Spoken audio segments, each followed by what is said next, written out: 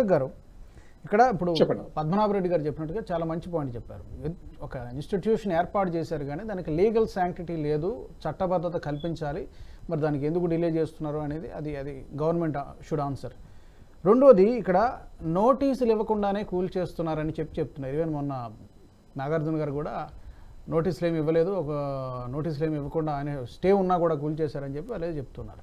ఇంకో పక్క చెప్తున్నది ఏంటంటే అసలు సుప్రీంకోర్టు చెప్పిన దాన్ని బట్టి అది అక్రమ కట్టడం అని తేలితే అసలు నోటీసులు ఇవ్వాల్సినటువంటి అవసరం లేదు, కూల్చేసేయచ్చు అని చెప్పి రంగనాథ్ గారు హైడ్రా అధికారులు చెప్తున్నారు. దీనికి ఏంటి, ఇది ఎంతవరకు కరెక్ట్? ఇది నోటీసులు ఇవ్వకుండా కూడా కూల్చేయచ్చా? ఇప్పుడు నేను చెప్పేది ఏంటంటే సార్ రంగనాథం గారు చాలా మంచి పాయింట్ చెప్పారు. లీగల్ స్టేటస్ ఇవ్వాల్సింది ఉంది. లీగల్ స్టేటస్ ఎందుకు వీళ్ళు ఇవ్వలేదు అనేది అక్కడ ప్రశ్న. దట్ ఇట్ సెల్ఫ్ షోస్ వాళ్ళ చిత్తశుద్ధి ఎంత ఉందనేది అక్కడనే తెలుసుకోవచ్చు. చూడు, పకడ్బందీగా చేసేది ఉంటే వీళ్ళు అష్టదిగ్బంధాలు ఏవైతే చేస్తారో ఆ విధంగా ఇక్కడ వీళ్ళు ఖచ్చితంగా లీగల్ స్టేటస్ తీసుకొని దానికి ఒక లీగల్ స్టేటస్ ఇచ్చి దాన్ని బేస్ చేసుకొని ఇంకా స్ట్రెంథన్ అవుతారు. అంటే దీన్ని కాన్స్టిట్యూట్ చేశారు. ఇప్పుడు హైడ్రాన్ కాన్స్టిట్యూట్ చేశారు. హైడ్రాన్ కాన్స్టిట్యూట్ చేసినప్పుడు దాన్ని స్ట్రెంథన్ కూడా చేయాలి. మనం డిఫరెంట్ డిపార్ట్మెంట్స్ ఒక దిక్కు తీసుకురాలని సరిపోదు కదా, దానికి ప్రొటెక్షన్ కూడా కల్పించాలా, దానికి ఇంకా స్ట్రెంథన్ అండ్ పవర్స్ కూడా ఇవ్వాలి. దానికి నువ్వు ఎంత స్ట్రెంథన్ చేస్తే, ఎంత పవర్స్ ఎంత స్ట్రాంగ్ ఇస్తే, ఎంత స్ట్రెంథన్ చేస్తే అదంతా యాక్టివ్ గా పనిచేస్తుంది. సో వీళ్ళు ఏం చేసారు, గన్ ఇస్తున్నారు, బుల్లెట్లు పెట్టట్లేదు. అట్లాంటి పరిస్థితి అయింది లేదు. అంటే కొద్దిగా షూడ్ గా మాట్లాడుతున్నాను, ఐ షుడ్ నాట్, బట్ చెప్తున్నాను ఎగ్జాంపుల్ గా. సో వీళ్ళు అటువంటి పరిస్థితులు తీసుకొస్తున్నారు. ఈరోజు వాళ్ళకి లీగల్ స్టేటస్ లేనందుకు ఒక వ్యక్తి ఇమీడియట్ గా లీగల్ కాంప్లికేషన్ ని బేస్ చేసుకొని హైకోర్టు నుంచి వీళ్ళు నోటీస్ వీళ్ళు కనుక స్టే ఆర్డర్ తీసుకొస్తే, is Hydraa bigger than a high court? There is no question. Hydraa is not bigger than a high court. చచ్చినట్టు వాళ్ళు కామ్స్ అయిపోవాల్సి వస్తుంది. కానీ అదే కనుక ఒక జియో నుంచి వీళ్ళు లీగల్ స్టేటస్ తీసుకొస్తే దాన్ని క్వశ్చన్ చేయగలుగుతారు. లేదండి ఈ చట్టం ఇట్లుంది అని చెప్పేసి క్వశ్చన్ చేయగలుగుతారు. అది చట్టమే కానప్పుడు అక్కడ లూప్ హోల్ ఉన్నట్టే కదా. You understand my point? ఇప్పుడు అది చట్టం అయితే కదా, అదే మళ్ళీ కోర్టులో సవాల్ చేస్తే ఆపేయడానికి అవకాశం ఉంటుంది. అదే అంటున్నాను, ఈజీగా ఆపేయగలుగుతారు. అదే చెప్తున్నాను నేను. ఈజీ అంటే ఈ లూప్ హోల్ ఎందుకు వదిలేరు అని అంటున్నాను. అందుకనే నేను చెప్తున్నాను, భారతీయ జనతా పార్టీ తరఫున వ్యక్తిగతంగా ఉండి చెప్తున్నది అంటే వీళ్ళు ఓన్లీ కక్ష సాధింపుల కోసము, పొలిటికల్ పార్టీని బెదిరించి వాళ్ళ పార్టీలో జాయిన్ చేసుకోవడం కోసము, అటెన్షన్ డైవర్షన్ కోసము వీళ్ళు చేస్తున్న ఈ యొక్క హైడ్రామాని క్లియర్ గా కనిపిస్తుంది. లీగల్ నోటీసులు ఇస్తే, లీగల్ నోటీసులు ఇచ్చిన తర్వాత వాళ్ళు హియరింగ్ చేయాలి. హియరింగ్ తర్వాత స్పీకింగ్ ఉంటుంది. స్పీకింగ్ అయిన తర్వాత అప్పుడు మళ్ళీ ఆలోచిస్తారు, ఎస్ మనం అసలు ఇది కులగొట్టాలన్నా వద్దా అని చెప్పేసి ఒక ఆలోచన అనేది ఉంటుంది. అసలు ఇవేం కాకుండా లీగల్ నోటీసులు ఇవ్వకుండానే డైరెక్ట్ విరగొట్టడం ఒకటి. ఆల్రెడీ స్టే ఉన్న దానిపైన, అంటే నేనేమి ఇన్కన్వెన్షన్ సపోర్ట్ చేస్తున్నాను కాదు, జనరల్ గా చెప్తాను. ప్రొసీజర్, రూల్ ఆఫ్ ల్యాండ్ మనం మాట్లాడుతున్నాము. ప్రొసీజర్ ప్రకారం ఏంటి, ప్రోటోకాల్ ప్రకారం ఏంటి, ఒకవేళ హైకోర్టు కనుక ఏదన్నా స్టే ఇస్తే ఆ స్టేని వీళ్ళు ఆబ్లైజ్ చేయాలి ఖచ్చితంగా. ఆబ్లైజ్ చేసి త్రూ కోర్ట్ దాన్ని మళ్ళీ వీళ్ళు పర్మిషన్ తీసుకొచ్చి వీళ్ళు విరగొట్టాలి. ఈ రోజు దాన్ని కంటెంప్ట్ ఆఫ్ కోర్ట్ కింద వీళ్ళు చేస్తున్నారు కదా. సారీ, కంటెంప్ట్ ఆఫ్ కోర్ట్ కింద అది జరుగుతున్నది. ఈ రోజు నాగార్జున గారు లేకపోతే రేపన్నాడికి ఇంకెవరో XYZ ఈ ప్రభుత్వం పైన కంటెంప్ట్ ఆఫ్ కోర్ట్ వేస్తే ఈ ప్రభుత్వము ఎట్లా స్పందిస్తుంది? ప్రభుత్వము మరి డబ్బులు కడుతుందా? గత ప్రభుత్వాలు మనం చూసుకున్నాము. నేషనల్ ట్రిబ్యునల్ కి వేలాది కోట్లు కట్టారు. వేలాది కోట్లు, లిటరల్లీ వేలాది కోట్లు కట్టిర్రు. ఆ నేషనల్ గ్రీన్ ట్రిబ్యునల్ వీళ్ళకి కాళేశ్వరం పేరు పైన వేసిన పెనాలిటీస్ వేలాది కోట్లు.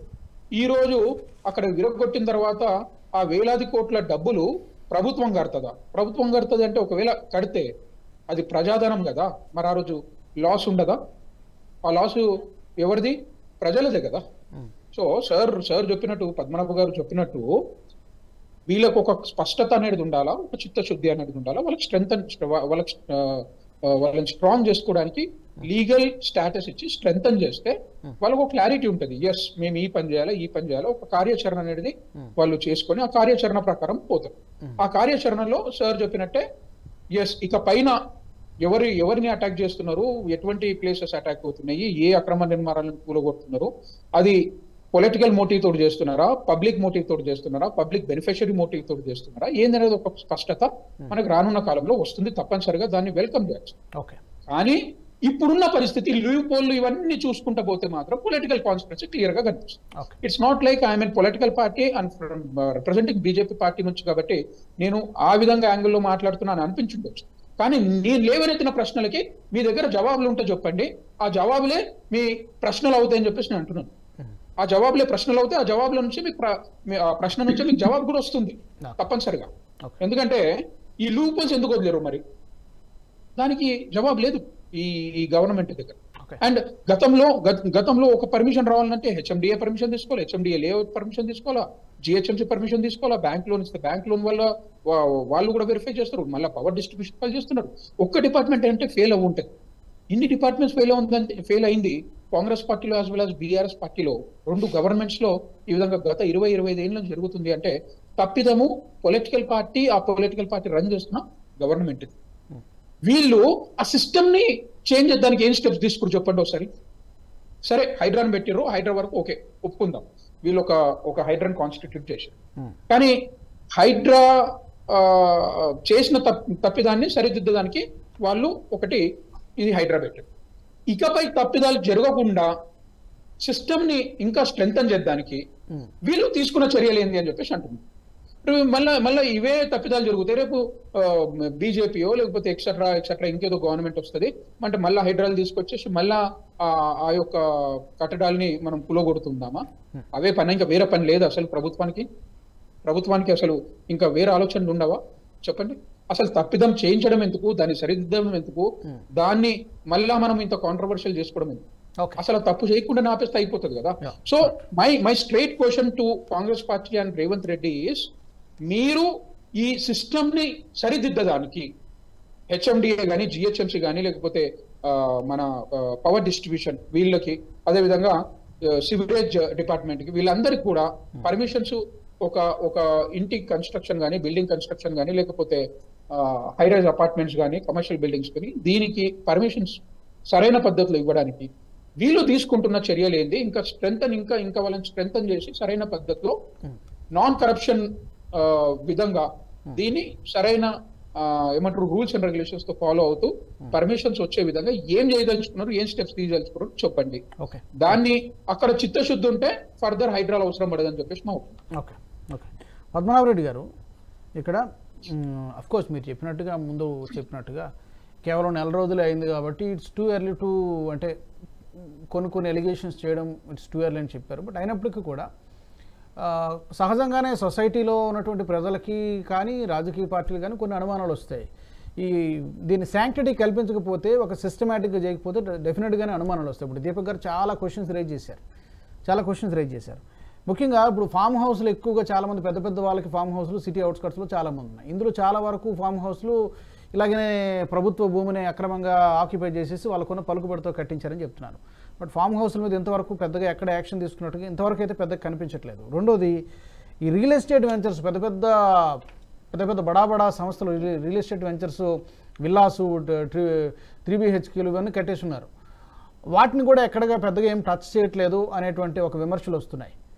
ఏమంటారు దీనికి సంబంధించి? ఇప్పటి నుంచి అంటే గత 2 years నుంచి రేరా యాక్ట్ అని వచ్చింది కాబట్టి వాళ్ళు వెరిఫై చేస్తారు, అంటే లీగల్ శాంక్టిటీ, ఇది చట్టబద్ధత ఉందా, ఇది ప్రభుత్వ భూమిలో లేదు కదా, పట్టాద భూమిలో ఉందని. కానీ ఇంతకు మొదలు ఇప్పుడు మనం అంతా కూడా చెరువుల ఆక్రమణ ముందు గురించి కాదు, ఇంతవరకు జరిగిందని మనం ఏం చేయాలి అంటే, ఇరిగేషన్ యాక్ట్లో ఏముందంటే ఈ యొక్క ఒక్కొక్క చెరువుకు ట్యాంక్ మెమోయిర్స్ అని ఉంటాయి, అంటే దాని జీవిత చరిత్ర, అది ఎప్పుడు కట్టినారు, ఎంత డబ్బు ఖర్చు పెట్టినారు, దాని విస్తీర్ణం ఎంత, ఏ సర్వే నెంబర్స్లు ఆ ట్యాంక్లో ఉన్నాయని.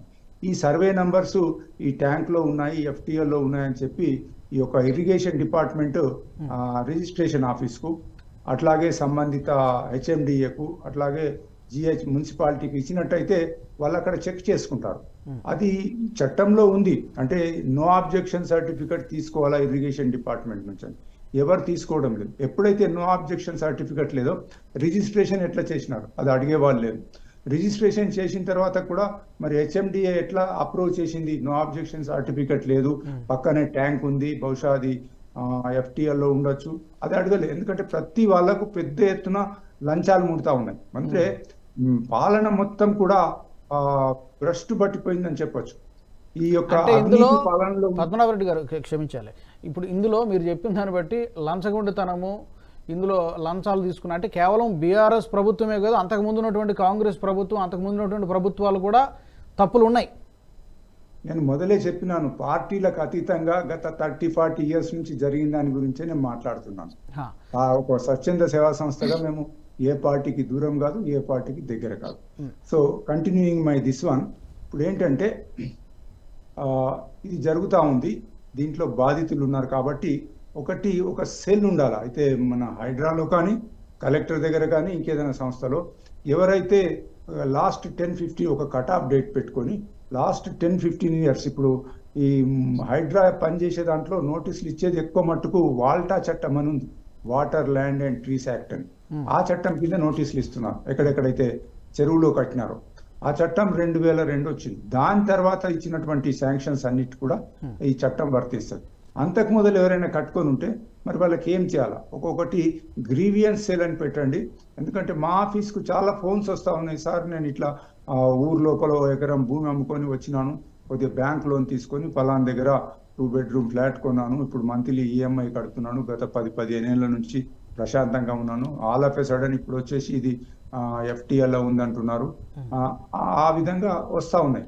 సో దీనికోసం ఒక గ్రీవియన్స్ సెల్ పెట్టేసేసి వాళ్ళ సమస్యలు అప్లికేషన్ తీసుకొని నిజంగానే వాళ్ళు బాధితులైనట్టయితే ప్రభుత్వం దాని మీద ఫర్దర్ చర్యలు తీసుకుంటే బాగుంటుంది. లేనట్టయితే ఇది ఉద్దేశం ఒకటి ఉంటే డైరెక్షన్ ఇంకో దిక్కు పోయినట్టయితే తొందరలోనే బద్నామయ్యే పరిస్థితి ఉంటుంది. చట్టాలు ఉన్నాయి, చట్టాలు లేక కాదు, అమలు కావడం లేదు, ఇంప్లిమెంట్ చేయడం లేదు. ఉద్యోగస్తులకు ఇప్పుడు తెలంగాణ రాష్ట్రంలో ఇండిసిప్లిన్ అనేది తారాస్థాయికి చేరిపోయింది. ఉద్యోగస్తులకు ఎవరికి భయపడటం లేదు. సెక్రటేరియట్లు అయితే పై ఆఫీసర్ చెప్పింది మిడిల్ ఆఫీసర్ విన్నాడు, మధ్య ఆఫీసర్ చెప్పింది కింది ఆఫీసర్ విన్నాడు. వాళ్ళకు ఎక్కడైతే లాభాలు ఉన్నాయో, వాళ్ళకి ఎక్కడైతే డబ్బులు దొరుకుతాయో అదే ఫైల్ మూవ్ అవుతుంది, కానీ వేరే మూవ్ కావడం లేదు. ఈ పాలనను సరి చేయాల్సిన అవసరం ఉంది. Yes, correct. పరిపాలన సరి చేయాల్సిన అవసరం ఎంతైనా ఉంది. అయితే ఇప్పుడు మీరు చెప్పినట్టుగా కరప్షను పేరుకుపోయింది. గతంలో లంచాలు తీసుకున్నటువంటి, ఒకవేళ లంచాలు తీసుకున్నారని రుజువు అయితే కనుక అప్పటి ప్రభుత్వంలో పనిచేసిన మంత్రులు కావచ్చు, అధికారులు కావచ్చు, వీళ్ళని ఏమైనా వివరణ అడగడానికి కానీ లేకపోతే శిక్షించడానికి కానీ చట్టపరంగా అవకాశం ఉందా? లేకపోతే అప్పుడప్పుడు 10-15 సంవత్సరాల కింద జరిగిపోయింది కాబట్టి ఇప్పుడు ఏమి చేయలేమంటారా? 2 విధాలుగా చేయొచ్చు. ఇది ఒకటి ఏంటంటే ఒక ఎంక్వైరీ కమిషన్ పెట్టి కేసు బై కేసు, ఈ కేసు FTL ఉన్నది అయినా కానీ శాంక్షన్స్ ఇచ్చినారంటే వాళ్ళను సంజాయిషి అడగచ్చు. కానీ చాలా పెద్ద ప్రొసీజర్. ఆల్వేస్ ఏం చెప్తారంటే corrupt officer is more intelligent then honest officer. ఆయనకు అన్ని తెలుసు. ఆ పలాన్ జీవోలు ఏం రాసినారు, ఏదన్నా అయితే కింద ఆయన మీదకి ఎట్లా త్రోసేయాలా లేదా పై ఆఫీసర్ మీద త్రోసేయాలి. దీనికి చాలా చాలా స్టేట్స్లలో ఏం చేసినారంటే ఈ యొక్క కరప్షన్ చేసిండా లేదా అన్నది పక్కన పెట్టి ఆయన ఇల్లు సెర్చ్ చేయండి, డెఫినెట్లీ ఆయన ఆదాయానికి మించిన ఆస్తులు ఉంటాయి కాబట్టి కేసెస్ బుక్ చేయొచ్చు. అంటే ఉదాహరణకు ఆయన ఆదాయం ఒక ₹1 కోటి ఉంటే అక్కడ 1.5-2 కోట్లు దొరికితే దాన్ని అంటలేను, విపరీతమైన ఆదాయం ఒక 200-300% ఉన్నట్టయితే కేసులు బుక్ చేయండి. అనుమానం ఉంటే ఇప్పుడు HMDAలో అందరికీ తెలిసిన విషయమే, ప్లానింగ్ డిపార్ట్మెంట్ కానీ అక్కడ కానీ వాళ్ళ ఈ రేట్లు ఎట్లా ఉంటాయంటే ఫిక్స్డ్ కాదు. ఆ భూమి యొక్క విలువను బట్టి ఆ పర్సంటేజ్ తీసుకుంటారు. దానికి మంచిగా స్టాండర్డైజ్ ఇన్స్టిట్యూషనలైజ్డ్ కరప్షన్, అక్కడ ఒక మధ్యవర్తి ఉంటాడు, వాడికి డబ్బులు ఇచ్చినట్టయితే అందరు పంచుకుంటుంటారు. ఇది నేను కొత్తగా చెప్పేది కాదు, రీసెర్చ్ చేయలేదు, అందరికీ తెలిసిందే. కానీ there is no will. Corrupt officers ని కంట్రోల్ చేయాలన్న విల్ ప్రభుత్వం దగ్గర ఉన్నప్పుడు తప్పకుండా కొంచెం హానెస్ట్లీ పెరుగుతుంది. కరెక్ట్. అలాంటి విల్, అలాంటి సంకల్పం, చిత్తశుద్ధి ఇప్పుడు ప్రభుత్వం ప్రజలు ఎన్నుకున్నారు కాబట్టి ఆ చిత్తశుద్ధిని చూపించాలని మనం కోరుకుందాం. పద్మనాభరెడ్డి గారు ధన్యవాదాలు, చాలా మంచి విషయాలు చెప్పారు. అలాగే వివేక్ గారు, దీపక్ గారు, పుల్లారావు గారు చర్చలో పాల్గొన్నందుకు ధన్యవాదాలు. Thank you so much. Hydraa పేరుతో అక్రమ కట్టడాల్ని కూల్చివేయడం అనేది స్వాగతించదగ్గ పరిణామమే అయినా కూడా ఇందులో సామాన్య ప్రజలకు రాజకీయ పార్టీలకు కొన్ని అనుమానాలు కలుగుతున్నాయి. నిజంగానే ప్రభుత్వం చిత్తశుద్ధితో ప్రయత్నం చేస్తుందా, లేకపోతే దీని వెనక ఏదైనా హిడెన్ ఎజెండా ఉందా? తమ దారికి తెచ్చుకోవడానికి పొలిటికల్ పార్టీ లీడర్స్ని లేకపోతే ఇతర వ్యాపారస్తుల్ని తమ దారికి తెచ్చుకోవడానికి ఇలాంటి ప్రయత్నాలు చేస్తుందేమో అనేటువంటి అనుమానాలు కలుగుతున్నాయి. కాబట్టి ఈ హైడ్రాకు చట్టబద్ధత కల్పించాల్సినటువంటి అవసరం ఉంది. అప్పుడు దీన్ని ప్రజలు ఇంకా ఎక్కువగా ఇప్పటికీ కొంతమంది స్వాగతిస్తున్నారు, కొంతమంది ఇబ్బందులు పడుతున్నారు. సో ఇబ్బందులను అధిగమించాలంటే ప్రభుత్వం తన చిత్తశుద్ధిని నిరూపించుకోవాల్సినటువంటి అవసరం ఉంది అనేటువంటి సూచనలు సలహాలు కూడా వినిపిస్తున్నాయి. మరి ఈ సలహాలని సూచనల్ని రేవంత్ సర్కార్ ఏ మేరకు సీరియస్గా తీసుకుంటుందనేది చూడాల్సి. ఇది వాళ్ళ prime time debate. Keep watching NH TV.